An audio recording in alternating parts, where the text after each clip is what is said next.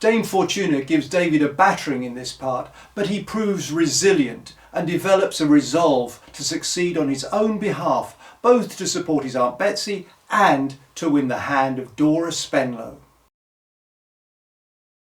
After his death, how does the line "Barkis is willing" take on a new meaning? Barkis was initially willing to court and subsequently marry Clara Peggotty, making of her C.P. Barkis.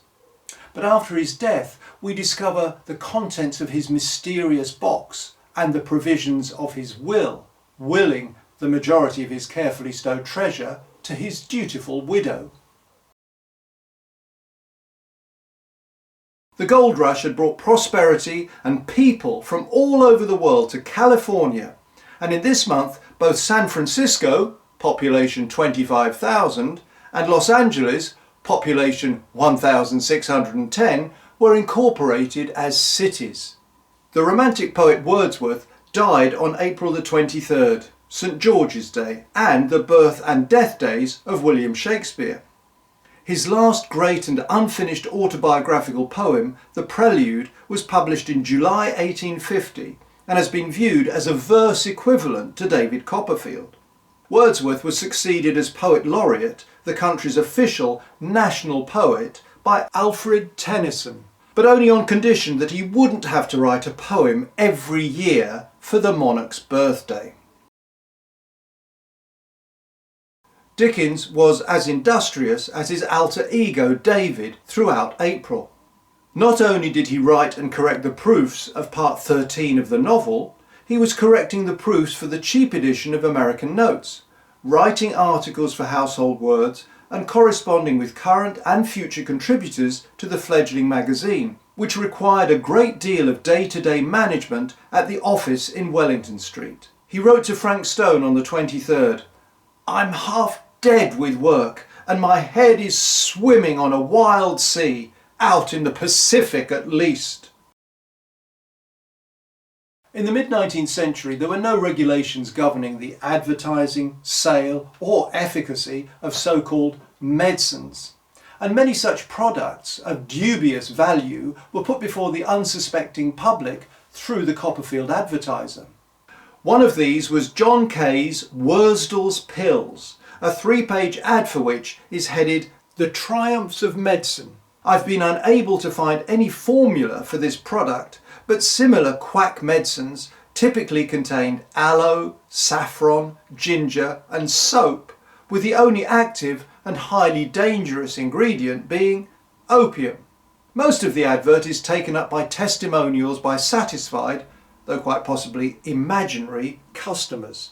For example, Joseph Juggins, who'd been suffering from a stomach complaint for over 30 years after lying on damp ground at the Battle of Waterloo, was perfectly cured after ingesting 6 boxes of Kaye's pills.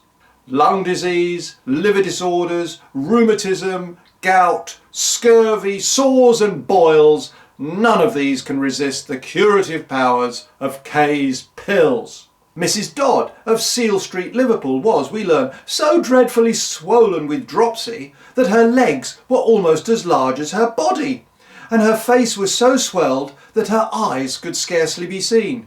Couple that with a violent cough and spitting blood, and poor Mrs. Dodd was given up for dead. Not to worry though, as a couple of boxes of Kaye's pills later, and she was restored to perfect health. If only you could still get this wonder drug, the pandemic would have been over months ago.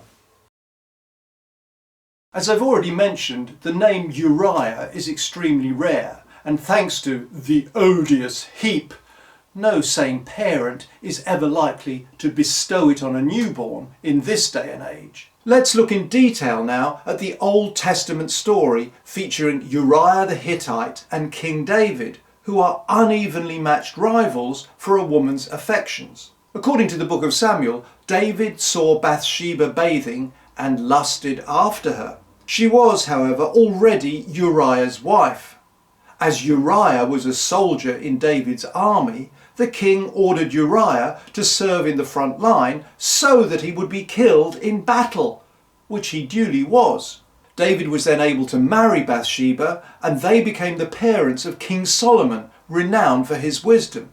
Dickens reworks the story in multiple ways, making Uriah, rather than David, the lustful schemer. And Victorian prudery would not permit even a hint that the angelic Agnes could ever have been spotted in her birthday suit by either of her suitors.